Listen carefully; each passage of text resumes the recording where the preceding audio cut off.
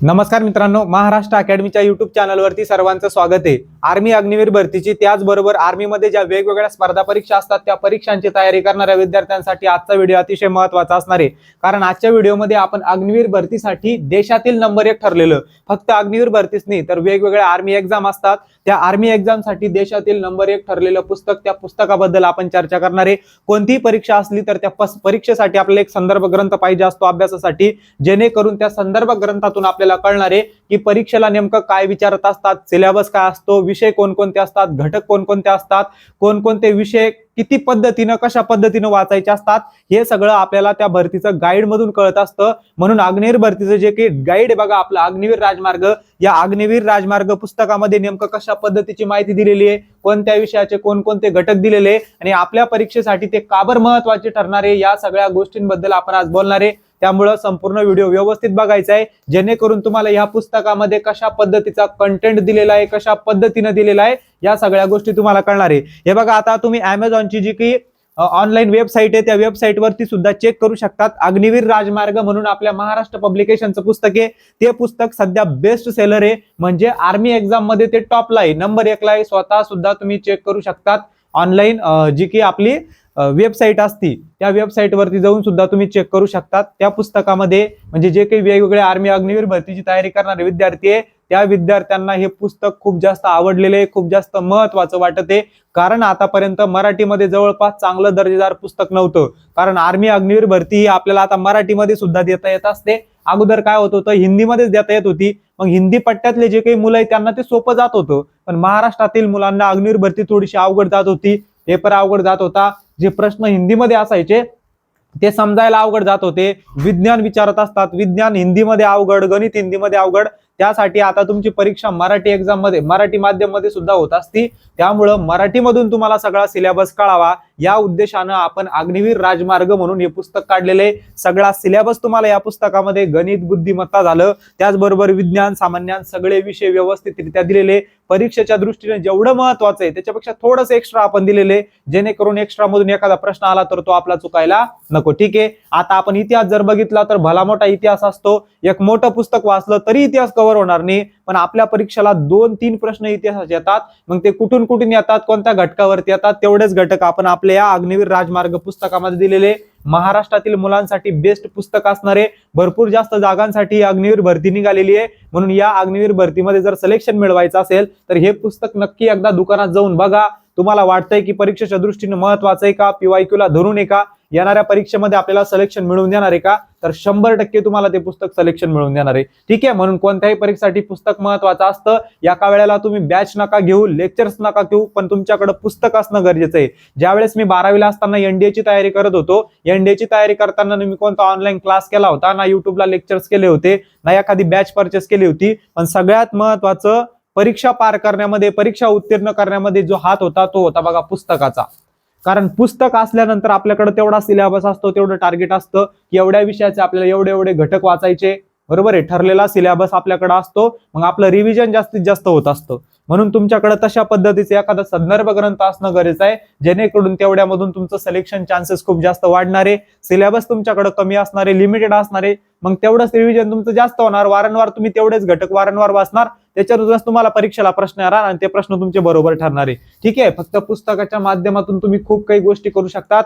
NDA army अधिकारीसाठी जो paper घेतला जात असतो, UPSC कंडक्ट करत असते NDA, तुम्ही ऐकला असेल बऱ्याच वेळेला किंवा सर्च करून बघा, तर तो पेपर मी फक्त एका पुस्तकाच्या माध्यमामधून क्लिअर केला होता, ना कोणती ऑनलाईन बॅच घेतली होती। ठीक आहे, सांगायचा अर्थ असा आहे की चांगलं पुस्तक जर तुम्हाला भेटलं तर त्या पुस्तकामधून नक्कीच तुमचं सिलेक्शन त्या ठिकाणी होऊ शकतं। ज्या विद्यार्थ्यांना ऑनलाईन बॅच करायची असेल मराठी माध्यम मध्ये, अजून परीक्षा तुमची 3 महिन्यावर आहे, 3 महिन्यानंतर 1 जून ते 15 जून मध्ये परीक्षा होणार आहे, तोपर्यंत सगळा सिलेबस तुम्ही बेसिक ते ऍडव्हान्स समजून घ्यायचा आहे। काही विद्यार्थी असे असतात पुस्तकातूनच सगळ्या गोष्टी कळत नाही, तर एखादी गणितातली कन्सेप्ट समजली नाही त्यांना तर ते लेक्चर मधून सुद्धा करू शकतात। सध्या फ्री मध्ये लेक्चर चालू आहे सगळे, सुरुवातीचे 10-15 लेक्चर आपण फ्री मध्ये घेतलेले, त्यामध्ये नियोजन कशा पद्धतीने करायचं, तयारी कशा पद्धतीने करायची, कोणते घटक वाचायचे, सिलेबस काय असणार आहे परीक्षेसाठी, हे सगळं तुम्हाला फ्री मध्ये घेतलेले। मग हे बॅच न घेता ते फ्री मधले लेक्चर सुद्धा करा, जेणेकरून कमीत कमी तुम्हाला सिलेबस कळण, परीक्षेला काय विचारतात, तयारी कशी करायची, नियोजन कसं करायचं, या सगळ्या गोष्टी कळणार आहे। ते सगळं जर तुम्हाला ठीक वाटलं तर मराठी माध्यम मधली फक्त 200 रुपयामध्ये मिळणारी बॅच तुम्ही घेऊ शकतात। सध्या ऑफर चालू आहे, 1000ची बॅच फक्त 200 रुपयाला तुम्हाला मिळणार आहे. आपण आपलं तर सोडा, आपल्या आवडत्या मैत्रिणीचं रिचार्जच मारत असतो 350 रुपयाचं, पण ही 200 रुपयाची बॅच तुम्हाला 7 ते 8 महिने जवळजवळ 1 वर्ष कालावधी असणार या बॅचचा. आणि या बॅच मधून या भरतीमध्ये त्याचबरोबर पुढच्या भरतीसाठी सुद्धा तुमचा चांगल्या प्रकारे अभ्यास होणार आहे. ठीक आहे, आता पुस्तकाबद्दल आपण बघूया की पुस्तकामध्ये नेमकं दिलेलं काय, तुम्ही स्वतः सुद्धा बघू शकतात. हे बघा, सुरुवातीला पदाबद्दल माहिती दिलेली आहे, म्हणजे अग्निवीर भरतीमध्ये जे वेगवेगळे पद असतात, जीडी झालं, ट्रेड्समॅन झालं, क्लर्क झालं, टेक्निकल झालं, या पदांबद्दल माहिती दिलेली आहे. अग्निवीर भरतीबद्दल जे जे प्रश्न मुलांमध्ये येत असतात ते सगळे प्रश्न आपण आपल्या पुस्तकामध्ये कव्हर केलेले. फक्त तुम्हाला पुस्तकाचे 20-25 पेजेस दाखवणारे महत्वाचे, बाकीचे तुम्ही जवळच्या दुकानात जाऊन पूर्ण पुस्तक बघून घ्या.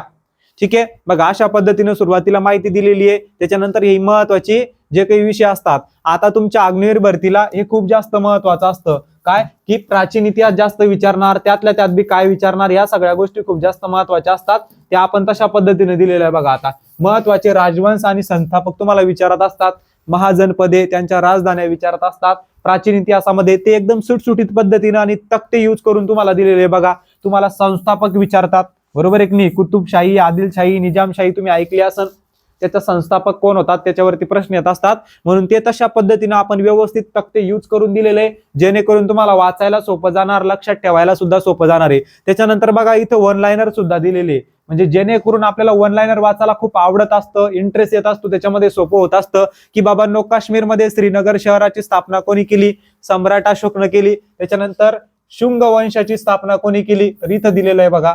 त्याच्यानंतर नालंदा विद्यापीठाची स्थापना कोणी केली ते इथं दिलेले. हर्षवर्धनच्या काळात कोणता चीनी प्रवासी भारतात आला होता, हुयंग म्हणून त्याचं नाव आहे. बाणभट्टवरती प्रश्न आलेला आहे, हर्षचरित्र या पुस्तकाचे लेखक कोण आहे, म्हणजे सगळे वन लाईनर तुम्हाला दिलेले, ज्या वन लाईनर मधून प्रश्न विचारले जाऊ शकतात.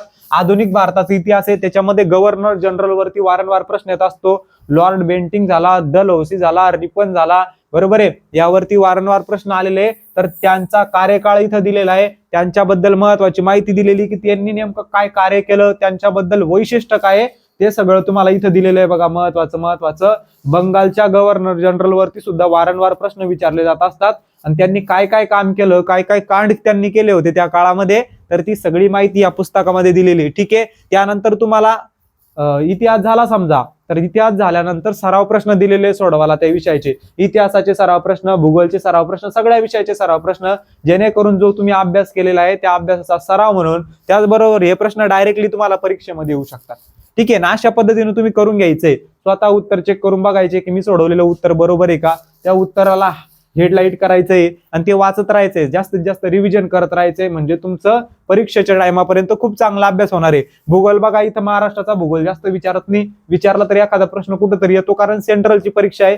भारताचा भूगोल आणि जगाचा भूगोल जास्त विचारत असतात, त्या पद्धतीनं आपण दिलेलं आहे. बघा, भारताच्या भौगोलिक सीमा विचारतात की भारताचे सर्वात पश्चिमेकडील ठिकाण कोणतं आहे, त्याचबरोबर भारताचा सर्वात जवळचा देश कोणता आहे, पश्चिमेकडील, पूर्वेकडील, राज्या संबंधित प्रश्न असतात. ठीक आहे, ती सगळी माहिती इथे तुम्हाला अशी तक्ती यूज करून दिलेली आहे. बघा, जगाचा भूगोल, त्याच्यामध्ये खगोलशास्त्र खूप जास्त विचारत असतात, म्हणजे सूर्यमाला वरती प्रश्न, सूर्य झाला, ग्रह, तारे, पृथ्वी यावरती प्रश्न असतात, त्या अशा पद्धतीने दिलेले आहे. बघा, तुम्हाला सर्व ग्रह दिलेले, त्याच्याबद्दलची जी काही माहिती आहे ती पण डिटेलमध्ये दिलेली आहे. त्याच्यानंतर देश, त्यांची राजधानी व चलन यावरती वारंवार सेंट्रलच्या परीक्षामध्ये प्रश्न विचारलेला आहे. SSC GD झालं, अग्निवीर झालं, व वेगवेगळ्या ज्या काही सेंट्रलच्या परीक्षा असतात त्यांना यावरती वारंवार प्रश्न विचारले. देशाच्या राजधानी विचारतात, बुद्धिमत्ताचे जे काही वेगळा घटक आहे, समसंबंध आहे, त्याच्यामध्ये सुद्धा तुम्हाला हे काम येऊ शकतं. ठीक आहे, मग देश, त्यांची राजधानी व चलन, महत्वाचे देश इकडे दिले आहे. बघा, पाकिस्तान, त्याची राजधानी, बांगलादेश, ढाका, नेपाळ, काठमांडू, भूतान, थिंपू, अशा राजधानी दिलेल्या, आणि इकडे चलया दिले, चलन दिलेलं आहे त्यांचं चलन, आणि इथं महत्वाची माहिती दिलेली आहे, आणि तक्ते यूज करून दिलेले, जेणेकरून समजायला आपल्याला सोपे जाणार आहे. ठीक आहे, अशा पद्धतीनं. त्याचबरोबर आता बघा, इथं आपलं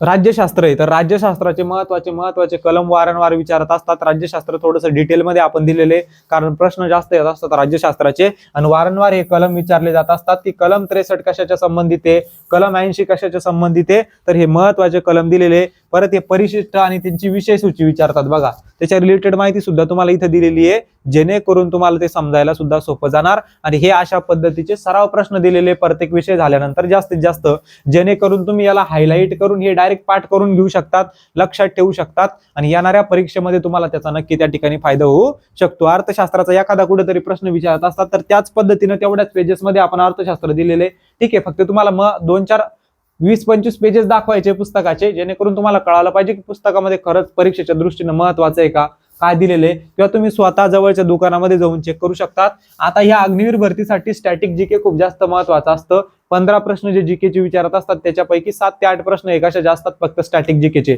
म्हणजे हे ठरलेले, हे जर तुम्ही रट्टा मारून घेतला, तोंडपाठ जर करून घेतला तर त्याच्यावरती प्रश्न तुमचे बरोबरच येणार फिक्स.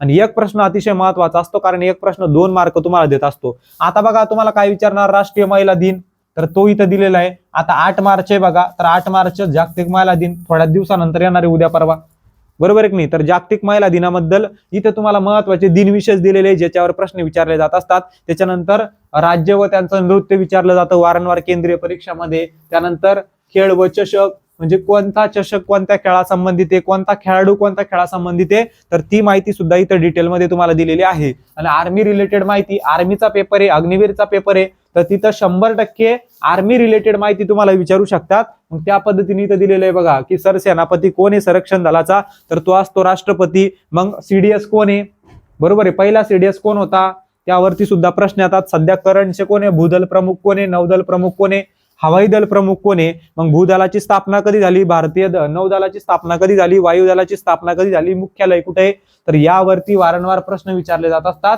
तर ती सगळी माहिती आपण इथं डिटेलमध्ये दिलेली आहे. त्यांचं तुम्हाला काय विचारत असतात, बोध वाक्य विचारत असतात बघा. वेगवेगळ्या ज्या 3 फोर्सेस आहे आपल्या भारतीय सेना आहे त्यांचे बोध वाक्य सुद्धा विचारत असतात. त्यानंतर विज्ञान बघा, जीवशास्त्र, रसायनशास्त्र, भौतिकशास्त्र, 15 प्रश्न इथून येणार आहे आणि ते हिंदीमध्ये अवघड जात असतात आपल्याला समजायला, पण मराठी आपलं लहानपणापासून शिक्षण मराठीत झालेले, मातृभाषा मराठी आहे, तर समजायला आपल्याला सोपं जातं. अशा पद्धतीने बघा तुम्हाला जीवशास्त्र झालं, रसायनशास्त्र, त्याचबरोबर भौतिकशास्त्र दिलेले बघा. तुम्हाला याच्यावरती वारंवार प्रश्न येत असतं बघा की कोणत्या शास्त्रज्ञानं कशाचा शोध लावलेला आहे, कशाचा तो जनक आहे, तर तो इथं दिलेली सगळी माहिती बघा. आता प्राणीशास्त्राचा जनक कोणाला म्हणतात, अरिस्टॉटलला म्हणतात, बरोबर आहे. जीवशास्त्राचा जनक कोणाला म्हणतात, त्यालाच म्हणतात. वर्गीकरणाचा जनक कोणाला म्हणतात, कार्ल लिनियसला म्हणतात. तर ज्याच्यावरती प्रश्न येतात ते दिलेले आहे बघा इथं. शास्त्रज्ञ आणि त्यानं काय कार्य केलेले, तर ती माहिती तुम्हाला इथं दिलेली बघा पुस्तकामध्ये.